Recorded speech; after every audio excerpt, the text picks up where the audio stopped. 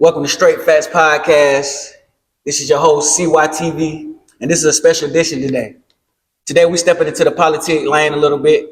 I heard a lot of great things about my guy. It's a great day to meet him. We got a great establishment as well. I want to bring to the show my guy, Stephen KENDRICK. Thank you for having me. Yes, I appreciate it. Yes, sir. Nice to meet you, man. Nice to meet you as well. I'm glad to be able to get into the podcast well. For sure. How your day been going so far? I've been good today. Did a lot of work, working for the people. That's the way I describe most times when I'm talking, whether that be in my job in government or whether it be working in this community. It's still the same for me, working for the people. For sure. Okay, so speaking of working for the people, what party you with? Is it Republican or Democrat, or if it's like? So in our local politics, when I was tax commissioner, I was a registered Democrat. I ran as a Democrat. In the mayoral race, you don't have to declare locally. I follow politics. I am a Democrat. I follow Democratic politics. Now, that doesn't mean there are times in which Democrats do things or say things that I don't necessarily agree with. Might mean that sometimes there are things that Republicans do that I might agree with from time to time. For sure. But by and large, I support the party of Democrats, and a lot of times they're mostly Democratic candidates that see more the way I see. Okay, for sure. Okay, so let's get into this thing, man. We're gonna start over a little bit. Let's get into your background, where you grew up at, the neighborhood and everything like that, as well as what school did you attend? So when I was born, my parents lived in what is called Augusta Homes, which is off East Boundary in East Augusta. We lived there for a number of years until we moved to the Hill, and I went to Abraham Mary as my elementary school and Forest Hills as elementary school, and then I went to Tut, and then I graduated from West Side in 1986. And so most people, for my family downtown or my family in South Augusta, I'm from the Hill. So for sure. Definitely heard about the Hill. So when you attended West Side, did you play any sports? I did. And I hope my teammates from basketball don't come back and try to disagree with what I'm about to tell you. But I played basketball for West Side for several years. I was a guard. As I've mentioned before, I wasn't super athletic, but I could shoot the ball. And so you can get on the team if you can drop a jumper. That's a fact. And I can do that. For sure. Okay, so looking back on sports, what would you say that sports taught you as far as like what you use today is like as far as like your career and stuff like that? What has sports helped you? Wow, that's a good question. I'll tell you, anytime you're in a team sport and you have to work together with a group of people, some of them who you may not necessarily agree with, some of them you're actually competing with, most you like, but some for some reasons you may not even like. The team concept and the goal that you all have together is most important. That mirrors a lot of times what goes on in politics and what goes on in communities. We have communities like we have here in Augusta now that we are all on the same team in Augusta. We all play different positions, if you will, be in different parts of town and things like that. But we all should have one goal. And that one goal is moving Augusta to become the best city it can in America if we could. For sure. But there are things that come that interfere with that. Exactly. Just like sports. Just like sports. Sometimes it's the internal turmoil. Sometimes it's the team chemistry that makes that happen wrong. And I think sometimes in Augusta we have a team chemistry that's wrong. But interestingly, I hadn't thought of this. There's always got to be a coach. And that coach and that leadership is important because that coach sets the tone for how things go. And even though oftentimes the coach is not playing the game, the coach is not actually on the field of play, what's so important is that he set a vision and a tone for how the team moves. And I think politics can very much be the same way. I think in Augusta, it's been discussed how our current structure of government and our mayor's office is not what they call a strong mayor, meaning the other elected officials, the commissioners, have more authority as a group than the mayor itself. But at the same time, I think that the mayor can be quite influential in what things happen.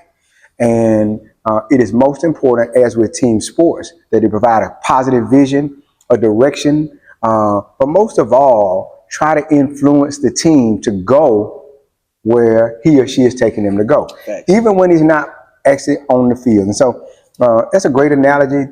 Team sports were big in my life. I was a great player, but I'm trying to be the coach at Augusta. Exactly. Okay. I like that too. I like how you broke everything down and compared and contrast and whatnot. So we're gonna speed up a little bit. So when you attended college, what was that major? Like, what did you major in, and how was that experience you attended college? So I went to Florida A&M in Tallahassee, Florida. I was what they called a Life Gets Better Scholar, which was a scholarship that the president of the university offered to people around the country. And so I went to business school there. My family has had a business since the early 70s. And so I grew up with an entrepreneurial family. And so I wanted to go to business school. And so I went to business school. I majored in undergrad in business administration, concentrated on the financial classes as much as I could. Probably have enough credits to have a minor in accounting. We had to take that much accounting in school. Towards the end of that 4-year cycle, our school started a graduate program, and they enticed some of us to stay and be the foundation of the graduate school. And so I furthered my education at Florida A&M and got an MBA as well. And so I graduated magna cum laude there. I did pretty well in school. And then I actually stayed on and got a graduate degree. And it was probably the best experience, probably one of the best 5 or 6 years I've had in my life as a group. Just so many things you learn going away from home, having to figure out some things on your own, meeting so many smart people with goals themselves, and just frankly learning how life works. Trying to weave your way out here. Let me tell you, I remember the first time I leased my own apartment and I needed to get the deposit back after I was leaving, and the landlord wouldn't give us the deposit back because he knew we were trying to leave town. So he kept delaying. And it was my first life lesson that I should have been working on getting this deposit back a lot earlier. Things like that, people can tell you, but it's experiencing it that happens. So lots of experiences like that. But I just enjoyed that time. So you'll recommend college to the youth that's also watching? You know, I do, but I also am quite, it's important to note that it's not made for everybody. Some of the programs that I have that we'll talk about, I encourage young men and women to go for what you're passionate about. If you can get a college degree, it will help you in most instances, but it's no guarantee for success either. If you got an option and you're looking at the types of careers that require that, of course. I tell, for instance, I had a young man that went through my program that we got an internship for, and he went and worked for Universal Plumbing. And he liked it. He loved working there as an apprentice, and he worked his way there with Larry Jones and Universal Plumbing for a number of years. But I always encouraged him, even though you can work, and everybody knows that trades can make really good money. Plumbing, all that. You need to see if you can figure out whether that education could help assist you as well. So why not be a plumber by training, but have the education to back it up, so when it's time for you to start your business and choose your accountants and choose your lawyers, you've had some experience and some training around it. It's not required, but that 3 or 4 years may just be helpful to them. So I encourage people if they can, but it's certainly not the only way you can do it. For sure. And I like that too. Okay, so we're going to speed up a little bit. What was that first career choice like before you got into the politics and things like that? What did you go after? Well, in business school, I graduated and was recruited, and I went to work for Hallmark Cards in Kansas City, Missouri. I was in their leadership development program. It was a management program that allowed me to do different things at the company, both in manufacturing and finance and marketing and sales. And I ended up enjoying the sales portion so much that I stayed in sales. And while in sales, I got recruited by a pharmaceutical company to sell pharmaceuticals to doctors. And so there's careers out here for people to go out to physicians and promote the very drugs that they prescribe for you when you go to the doctor. So I was one of those, what they used to call detail man or bag man. I'd go out and tell doctors about my products, get them to write prescriptions for my products. And the more prescriptions they wrote for my products, my company made more money then I can make more money as well. And so sure. did that for a number of years, probably about a decade of that. Oh, wow. And then my father asked me to come and work with him in the family business because we had gotten into, besides the current printing we do at our family business, Augusta Blueprint, we actually got into lottery printing because the lottery was coming to Georgia in the early 90s. And so we were the largest vendor for the Georgia lottery for some time. And we printed the rolls that go in the lottery machine. So when you actually buy a lottery ticket, it prints out on that little piece of paper, but those rolls had to be printed as well. And so we printed hundreds of thousands of those rolls for Georgia, Tennessee. So y'all made the rolls, but not the prints. That's right. So we made the slips that you, the bet slips that you actually pencil in. But once you put that bet slip in the machine, it spits out your numbers on a something that had the lottery logo and all of that.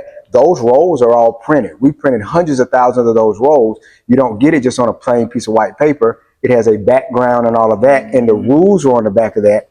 We printed those rolls for several states for several years. And so we did that until it became cost prohibitive. The cost for buying paper were going up, and the amount of money that the states wanted to pay to buy from us was becoming, wasn't going up as fast. And so we transitioned out of that business and started just concentrate on the local business, like I mentioned, Augusta Blueprint. Okay. And that was a good experience for you working there and things like that. So family business is always interesting. You know, my father, who passed earlier this year, had owned that business since he was in his late 20s.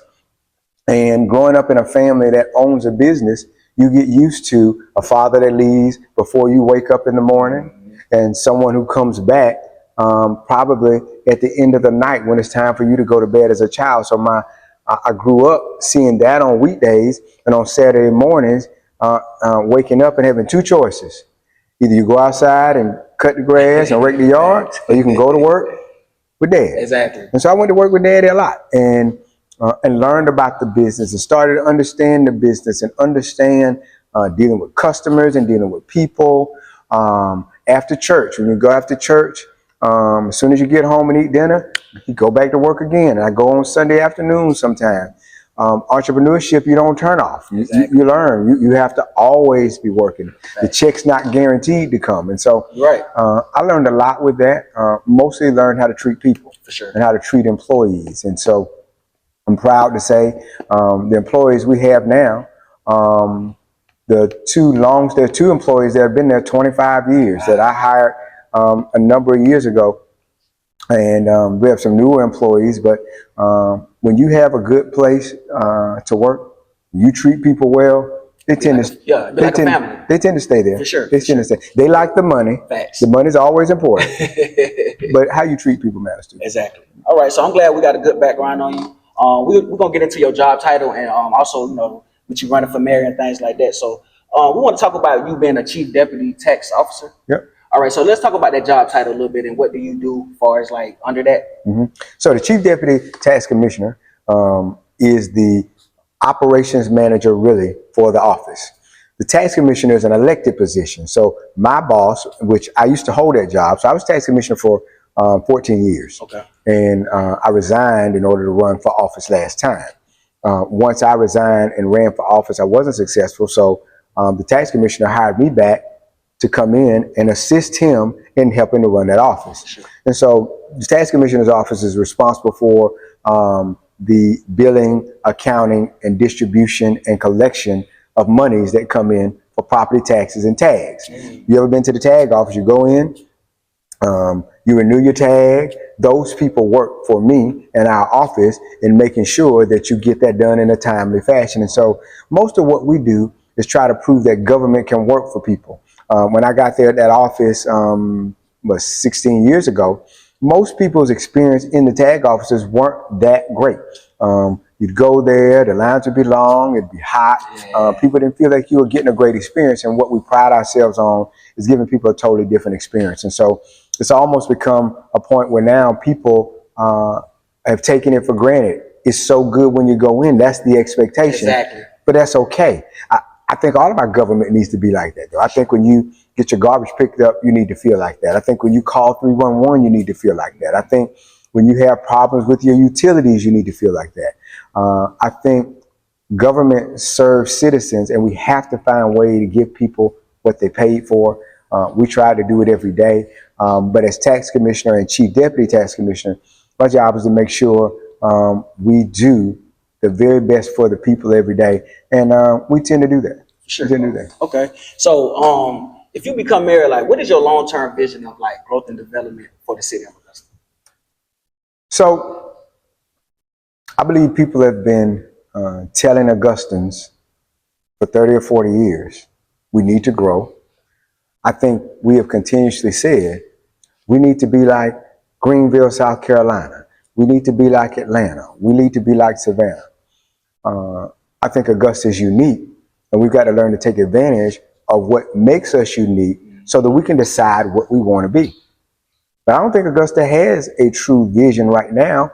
We don't know what we want to be. My ideas is that Augusta should concentrate on some of the things economically that drives its engine. Thanks. That's healthcare, because Augusta is a centerpiece for healthcare. We have multiple hospitals, a military hospital, actually in a school hospital in MCG, and military. We have a huge military presence here. I think our vision has to be surrounded with trying to understand how to maximize using those things to bring people to Augusta so they want to stay here. See, the problem becomes the Augusta area has grown, but Augusta hasn't. 650,000 people live in the Augusta area. The city of Augusta has about 200,000, and it's had about 200,000 for the last 30 years. Aiken County is growing, Columbia County is growing, and I think in some instances Burke County is growing as well. But somehow Augusta has become the place where everybody drives into work, they use our roads, they come in, they use our stoplights we have to pay for, our traffic, police, law enforcement, all of that we pay. And we make it easy for them to get here too. For sure. And then they drive home and take those dollars back to a neighborhood somewhere else. That doesn't promote growth. So we've got to come up with some unique ideas to have people actually choose to live here. Exactly. And that comes with working better with builders on creating plans for them to do so, finding some things that make young people want to stay here. I mentioned our youth groups that I have. The problem is most of the kids, when they leave my program and leave for college, they don't want to come back to Augusta. Right, that's all you hear. They don't see anything here. That's our problem. I'm 57 years old, and we've got to figure out a way to make it to where people want to stay here. I've got ideas for that. I got lots of ideas for that. And anytime you talk to anyone who's worked with me, you'll figure, or they'll tell you, I have lots of ideas, and I think those ideas will work. At the right time, I want to present those ideas to the community of how we can make it to where people just don't come here to work, they come here to stay. Exactly. Augusta is the heartbeat of our area, except people come in, use our resources, and go home. Exactly. We got to find a way to make them stay here. Because once they stay, that will promote better growth and development as well. Absolutely. So I explain this about the tax office really quickly in this scenario. You got Columbia County, Richmond County, and Burke County. All three of them have, or Aiken County, all three of them have a blank piece of lot. All those lots cost $40,000. Augusta, Richmond, Aiken. But in Aiken and Columbia, you go build a house on it. They build a house in Columbia County, $500,000. They build a house in Aiken County, $300,000. But the lot in Richmond County, we don't build anything on it. So when you improve that lot in Columbia County, and you improve that lot in Aiken County, that means that government gets more taxes because taxes are based on the value of that property. Sure. They went from $40,000 pieces of property to $540,000 for one, $340,000 for the other. So those governments, with the building of that house, just got significantly more money. Yeah, but in Augusta, Richmond County, the lot's still empty. Wow. So as long as they continue to build homes, and we continue to have properties that aren't building homes, they'll continue to grow, get more resources to do more things, and we'll still stagnate. We've got to figure out a way to build more homes in Augusta. Nothing wrong with apartments. Love them. But apartments don't promote family the way homes do. Sure. Homes are neighborhoods. Homes are in neighborhoods. Neighborhoods create community. Community creates spaces where people want to do things. Exactly. We're not creating communities anymore. And that also promotes stability as well. And stability not only for that family, but stability for the community. We talk about South Augusta all the time, and they say South Augusta's growing. South Augusta's got these homes. South Augusta is growing. It has homes. It's not growing nearly as fast as the communities next door. But when you grow them faster, then the restaurants and things come. Those restaurants and things don't come to places that they don't think they can sell steak. Outback's not going where they don't think they can sell a steak. Exactly. You put enough people there, they're coming. Facts. So we need to work on that. Our growth is important, but a lot of that comes with building the types of communities where people want to live. And I don't think we're doing that right now. Okay, for sure. And it sounds like you got a plan. Once you come out with it, when everything is together, that you'll make a lot of progress as well. So. Well, I've learned that if you tell your plan too early, exactly, there are people who will get in your way. Yeah, you're right. I've had some of that happen. And so I've had to learn that you have to be careful about sharing all the ideas, all the intricate details of it, because there are some who are more interested in making sure that you're not successful. I want Augusta to be great. I want grandkids to want to stay here. I don't want to have to travel to Atlanta to see them. That's where they live now. Exactly, right. Everything 2 hours. I want them to stay here. We got to give them something to stay here for. Facts. You're right about that. Okay, so I also got a question that a lot of people were sending me. What would be your plan if you become mayor to like make the neighborhood safer without like over policing things like that?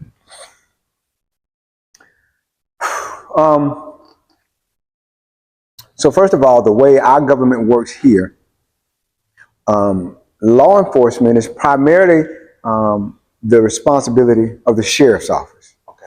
We have a dynamic new sheriff in Gino Brantley. Yes. And with that comes a lot of responsibility for the safety in the neighborhoods. However, Richmond County sets policies and has plans that work together with sheriff's departments to create the kind of neighborhood security you talk about. So what do? If the sheriff's department is responsible for the things like policing, there are other things you do as it relates to making neighborhoods safe, like making sure that roadways are clear and right-of-ways are clear, making sure there's appropriate lighting there, making sure that there's, if there are neighborhoods in which people are speeding through them, you have the deterrence to make sure that doesn't happen. You try to find ways to make sure you can assist in the law enforcement element. You be able to promote the creation of neighborhood organizations. They are a big part of it. You know, neighborhoods that have active neighborhood associations are safer than neighborhoods who don't, because neighborhoods are actually out there watching. There's ways government can promote neighbors that don't have them to have those neighborhood association meetings. All of those things have to work together with the sheriff's department outside of just doing policing. We don't have enough deputies to ride every neighborhood. Facts. But we do have enough people working in government to do those other types of things if we make it a priority in those neighborhoods where safety is a concern. It happens when there's a crisis. We all run, we all say we're going to do better. I think we got to get proactive and make sure we do more of that in advance. And so I would promote, as I mentioned, creating more neighborhood associations, helping assist in creating those associations, helping to build those associations up, because neighborhoods that have associations have better crime statistics. Exactly. I like that too. Okay. I also want to ask, you know, a lot of times when people run campaigns and things like that, you know, they connected to the people or whatnot, but when they get into the seat, it'd be a lot of like miscommunication, or they're not hearing the people. So what would you do to stay connected if elected as mayor? Well, one of the things I got to do things like this. Thanks. I acknowledge I'm 57 years old. I love technology. However, becoming someone who understands how people communicate today is important. Yes. There was a time in which people communicated just through television or just through a printed newspaper. I think now it's becoming accessible to people in the ways they want to receive information. Yes. So doing things like this are important. You know, I have an idea that we should be doing podcasts probably as a government, weekly or monthly, with someone to continue to get this messaging out. I'm a full transparency guy. I was an elected official, so I'm not a new elected official.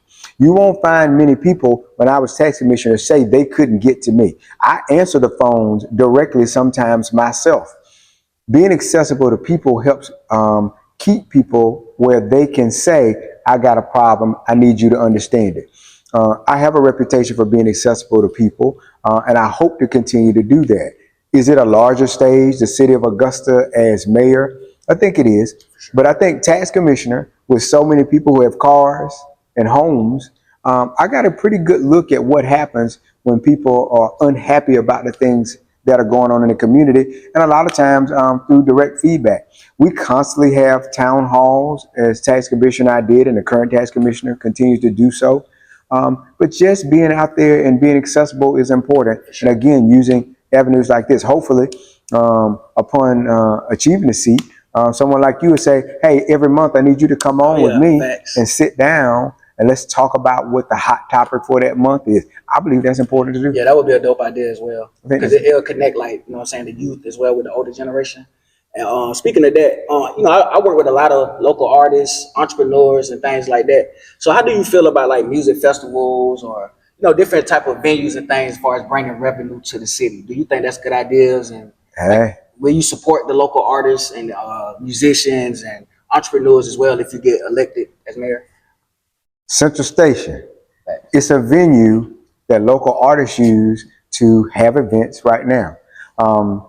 The Arts Council, Greater Augusta Arts Council, is an organization I used to chair. There used to be, believe it or not, a Garden City Music Festival that we used to have in Augusta. I love those types of events and festivals. As a matter of fact, the tax commissioner's office actually works for a lot of the public festivals. We work the gates for those festivals just because we like to be involved in those types of things. Having local artists perform here, we've had several of them perform here at my venue. I enjoy music. I enjoy the activity. I enjoy the community coming together in that way. I think we should do more than that. I think things like that happen at the River Candlelight Jazz, which happens during the summer, I wish we could do more to promote that. I had this idea about when it ends outside there in the summer, they should move it inside somewhere because people like the ability to come together. I think there's opportunities to do more of that. I think they create a sense of community. But I think we got to do one in South Augusta too. Yeah, we definitely do. I love downtown and I love what we do there. But why couldn't we do the same thing at Diamond Lakes once a month too? Exactly. Why could we do it where people travel there? So many people live in that community that want that type of activity going on. I'd love to see an opportunity for us to continue to do those type of outside festivals there. We've got plenty of space and plenty of super talent in this community to do that. I'm super excited about getting an opportunity to advocate for the folks who perform. I want to be the headline on every show. I can't sing. But I can go in and be the MC. I can go in and get. So you in tune with what's going on. Oh, I love that stuff. So how you feel about trail rides and like how big of a wave that took over? Do you know about the trail rides and things like that? No, I don't know that. What is that? So have you heard of 803 Fresh, Boots on the Ground? I do know that. So do you see the little festivals you go to with the four-wheelers and performances? I watched all of that. Okay, so that's something that's probably been taken over, like Carolina and Georgia as well. So that's why I'm trying to like. Because he's from Carolina. I mean, that's why it's 803, right? Exactly. He's from Wagner, South Carolina. Okay. So he's a friend of mine and also a friend of my team or whatnot. So yeah, we just been trying to like tap into the things where we feel like the people is enjoying. And so I feel like trail rides and that little wave, and there's been a lot of positivity as well. Can we get him to come to Augusta? Oh yeah, and we definitely make that call. We need to do an outside festival in Augusta. We need I'm definitely gonna reach out to him, and we're gonna try to make that happen to connect it to him. We need to do a street festival with that, something like that. That'd here. Be nice. You got Payne College down the street. Do it somewhere that's big with a lot of land. Exactly. I mean, we just need more stuff like that. And that's one of the hottest things going now everywhere you go. Exactly. I mean, everybody got a boot. Some people ain't never had boots. Exactly. You know what I'm saying? That's something we've been trying to tap into. So yeah, so I think that's be something good. And so if you become mayor, that's something you're trying to do as far as connecting with the people, tap into them lanes. Listen, I don't want to wait to become mayor to do that. I want to do that now. Sure.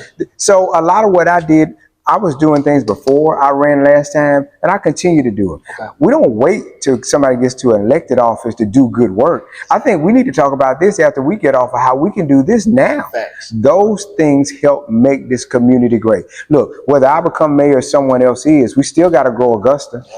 I don't care if it's me or the next person. Because you're still part of this community. I'm still part, and I still want my grandkids to live here. So if it's going to take me putting some little boots on them so they can do boots on the ground, that's what it's going to take. But we don't have to wait for that. I think those things need to happen right now. Love to be a part of something like that if I could. Appreciate that too, man. So, all right, so we're going to get into some of the programs that you do. Sure. We want to talk about, I guess it's called HUB, the Youth Leadership Academy. Yep. So let's talk about that. Explain that a little bit, and what do you do with that program? So the HUB Youth Leadership Academy is one of the newer ones I've done. It is 50 students from the Richmond County school system and across the area who participate in a youth development program for 10th through 12th graders. Okay. Amazing dynamic program in which we teach them leadership and community development. So for instance, the next day we're going to do, next month is Communications Day. Okay. All right. We're going to talk to these students about how they communicate with others, whether it be verbally, whether it's written. We're going to talk about how they communicate in groups. We're going to teach them about making speeches. We're going to talk about resume writing. We're going to have some of the best professionals in the area come in and work with them just on communications. But then next month, we're going to do technology, and we're already planning that day. And then in October, we're going to do healthcare, and they're going to learn about healthcare. Then in November, we're going to do criminal justice. We're going to talk about that. Then in December, we're going to do economic development. Then in January, we're going to do poverty, and we're going to teach them about poverty. All of those days are designed to get these kids interested in understanding how the foundation of this community works. Yep. And what they can do to continue to make it better. Exactly. I love that program. It is based out of what you mentioned. It's called the HUB Youth Leadership Academy. The HUB is the organization down on 15th and Walton Way, where the Boys and Girls Club headquarters is, and across the street there's 4 other nonprofits that there. It is through that organization that we created this new rendition of this Youth Leadership Academy. So there's kids from Laney, Josie, Westside, Glen Hills, all the high schools are available. But guess what? We made it a regional program, so it's a kid from North Augusta. Okay. There's somebody from Burke County. There's kid from Jefferson County. They all came together because we want those kids to break down those stereotypes. We want them to not believe just because somebody goes to Aquinas and somebody goes to Laney that they understand that they understand each other better and not what they heard. And so what you have when you finish a program like that, that has black kids, white kids from all parts of town, some with wealthy parents, someone with parents with 3 jobs. When they all get in there together, what they figure out is we got more in common than we have different. And when they leave there with a new set of friends that they never had. We love it. This is my 20th year doing a program like that. This new rendition that we do at the HUB, we're super proud of because it's a 12-month program. Second part of the program is going to be workforce development. And so then we're going to be working with companies to get all these kids internships while they're still in high school so they can get work experience. Because if I can't keep them here because I have something interesting for them to do, maybe I can keep them here because I got them a good job. Yeah, exactly. A good job helps. So we're working on that workforce development too. So I love that program. But it's, again, the latest one I've started. I've done that for 20 years. But I got several of them I've done. Oh, yeah, that's nice, man. I like what you're doing with the kids and the youth as well. And it sounds like it's making a great impact. But I want to switch it over to family a little bit. Okay. I want to talk about your father, Mr. James Leroy Kendrick. That's him. I want to talk about his inspiration and how much he meant to you. And sorry to hear about his passing.